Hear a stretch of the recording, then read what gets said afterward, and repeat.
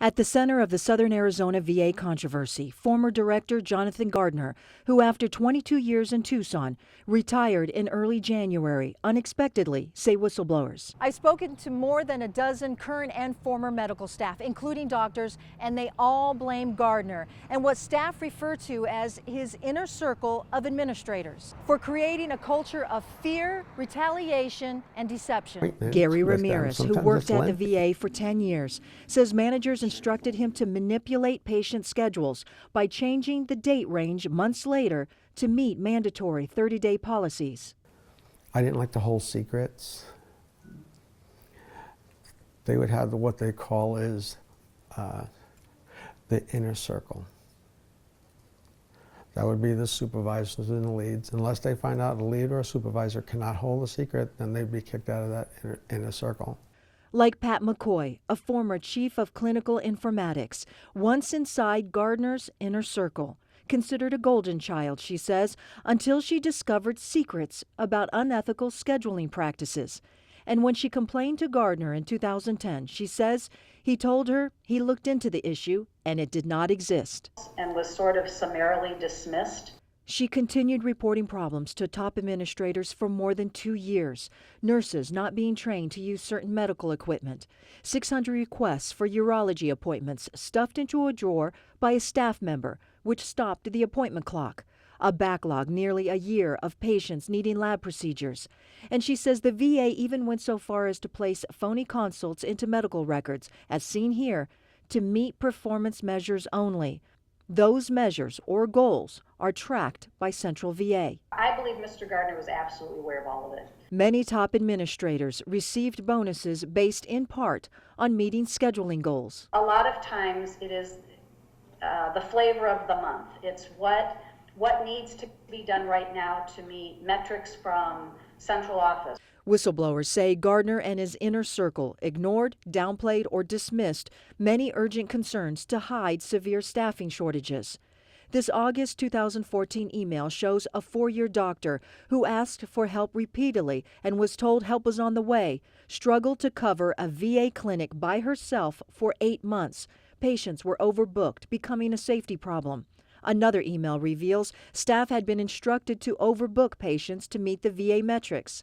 Records show the doctor left the VA 3 months after sending that email. Whistleblowers say morale had been poor under Gardner's leadership, even with the University of Arizona medical staff who worked with the Tucson VA. This 2013 U of A Department of Medicine academic review reveals relations were strained and deteriorating, and the faculty, including doctors, felt they were second-class citizens. The review committee reported a departure of VA senior leadership without replacements, left several medicine sections shorthanded, and relations between the U of A and Tucson VA were not likely to improve under the present leadership, which had not changed for several years.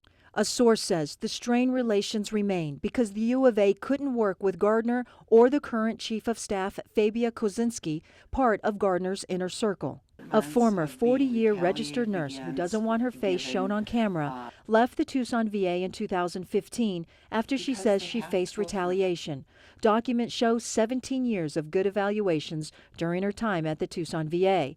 In 2014, she moved to handling and scheduling thousands of patients by phone. Her supervisor told her she needed to manipulate patient appointments for a doctor. Or the doctor doesn't get a bonus, a financial bonus. None of his appointments were less than 3 months out. And I told her there's no way I can do that. So she showed me how to falsify the documentation in the computer. And when she blew the whistle to administrators, she says she faced retaliation. Her August 2014 evaluation shows she had a difficult time performing tasks. She says she was told by her manager, "You're not doing a good job. You're not a good nurse."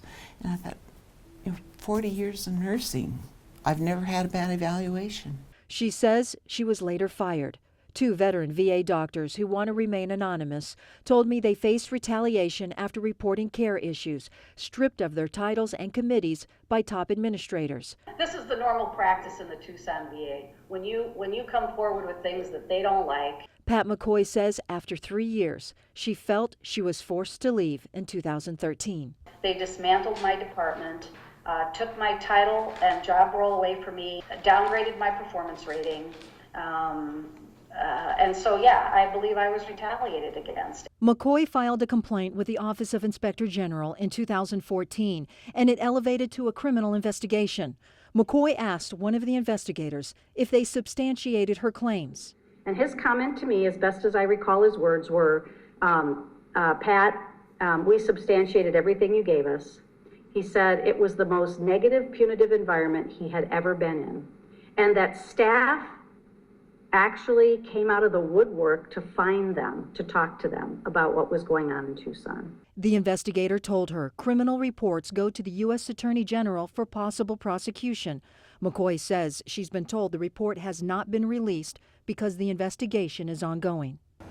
Over the last week, I tried to contact Jonathan Gardner by phone and left voicemails, and I went over to his house and hand-delivered a letter requesting an interview. We reached out to Acting Director Jennifer Gutowski, who worked under Gardner.